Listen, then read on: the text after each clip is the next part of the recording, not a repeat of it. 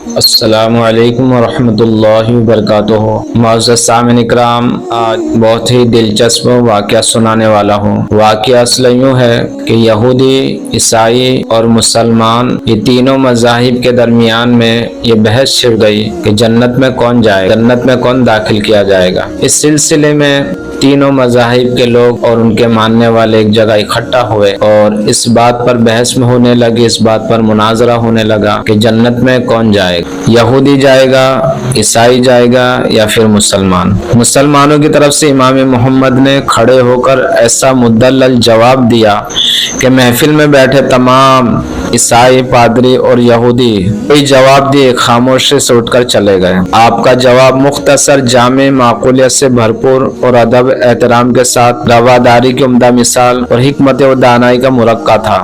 ان کے جواب نے سارے مسلمانوں کے ہونٹوں پر مسکراہٹ بکھیر دی اور یہ باب ہمیشہ کے لیے بند ہو گیا۔ آپ نے جواب بہترین دیا تھا اور آپ نے اس طریقے سے جواب دیا کہ ان سے کوئی بات نہ بن سکے، نہ کوئی دلیل رکھ سکے۔ آپ نے جواب دیا، جب آپ کی باری آئی تو آپ نے کہا کہ اگر یہودی لوگ جنت میں جائیں گے تو ہم بھی مسلمان جنت میں جائیں گے، کیونکہ ہم بھی حضرت موسیٰ علیہ السلام کو ماننے والے ہیں۔ اللہ تعالیٰ نے انہیں نبی بنا کر مبعوث فرمایا تھا۔ اگر عیسائی لوگ جنت میں جائیں گے تو ہم بھی جنت میں جائیں گے، کیونکہ ہم بھی حضرت عیسیٰ علیہ السلام کو مانتے ہیں۔ اللہ تعالیٰ نے انہیں لوگوں کی ہدایت کے لیے دنیا میں بھیجا تھا۔ لیکن اگر مسلمان جنت میں جائے گا تو اللہ کی رحمت سے جائے گا، اور تم ساتھ میں نہیں ہوگے، نہ عیسائی ساتھ میں ہوگے، نہ یہودی ساتھ میں ہوگے۔ اس لیے ہم مسلمان نبی آخر الزمان جناب محمد رسول اللہ صلی اللہ علیہ وسلم کا کلمہ پڑھتے ہیں، انہی کی محبت کی وجہ سے اور اللہ کی رحمت کی وجہ سے جنت میں داخل کر دیے جائیں گے، لیکن تم ساتھ میں نہیں ہوگے، اس لیے کہ